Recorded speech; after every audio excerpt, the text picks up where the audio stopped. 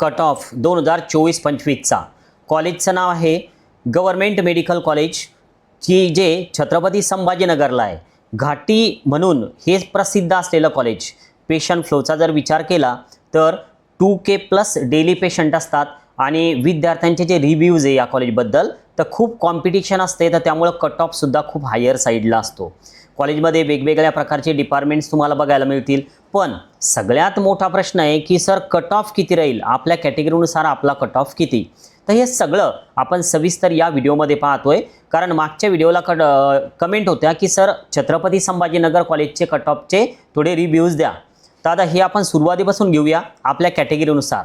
सुरुवातीला जर आपण 2024चा जर विचार केला तर ऑल इंडिया रँक होता 2,29,345 आणि स्कोर होता 484 आणि कॅटेगरी जी आहे तर ती ST. पण 25मध्ये स्कोअरमध्ये बघा किती फरक पडला. तर पण रँक जो आहे तर त्या रँकचा जर आपण विचार केला तर हे रँक तुमच्या लक्षात येईल की रँकमध्ये जवळपास समजा एक 10,000चा फरक आहे.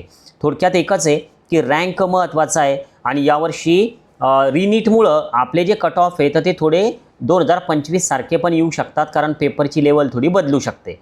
आता जर समजा आपण 2024 आणि 25चा जर विचार केला, जिथं समजा 589 मार्क्स होते अगोदर 24मध्ये, तर 25मध्ये 474 मार्क्स झाले.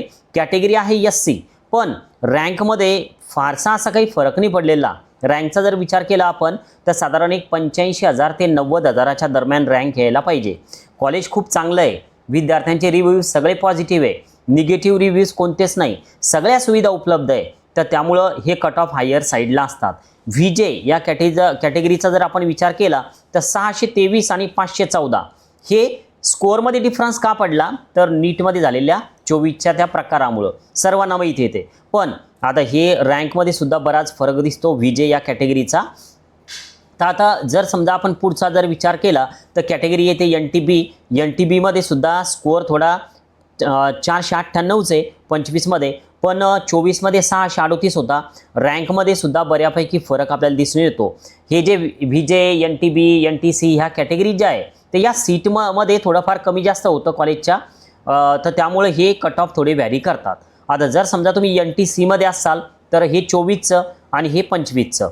जिजाऊ अकॅडमीला नवीन असाल तर नक्की सबस्क्राईब करा, कारण कट ऑफचे सगळ्या प्लेलिस्ट बनवणं सुरू आहे.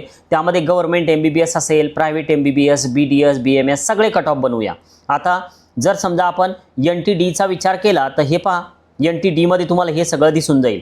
कुठं 559 आणि कुठं 546, 659 आणि 546 यामध्ये खूप डिफरन्स आहे दोघांमध्ये. पण रँकचा जर विचार केला तर हे रँक बघा अशा पद्धतीनं चालला होता.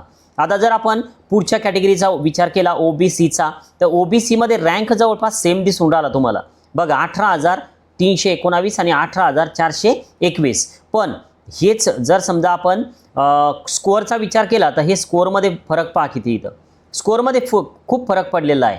आता जर समजा आपण SEBC कॅटेगरी घेतली तर 660 आणि किती 536 हे पण डिफरन्स दिसून जाईल.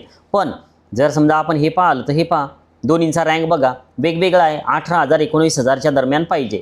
आता पुढचं EWS मध्ये अगोदर स्कोर होता 645, पण नंतर झाला 520. पण रँकमध्ये काही जास्त फरक नाही बघा, हे रँक आहेत दोघांचे EWSसाठी.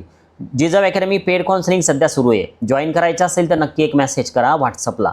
आता पहा हे ओपनसाठी आहे बरं का, हे ओपनचं आहे आणि रँक बघा 14,000 ते 15,000च्या दरम्यान यायला पाहिजे. छत्रपती संभाजीनगरचं हे कॉलेज टॉप मोस्टमध्ये येणारं कॉलेज आहे, तर त्यामुळे या कॉलेजचा विचार करण्यासाठी तुमचा रँक व्यवस्थित यायला पाहिजे. थांबूया. Okay, bye.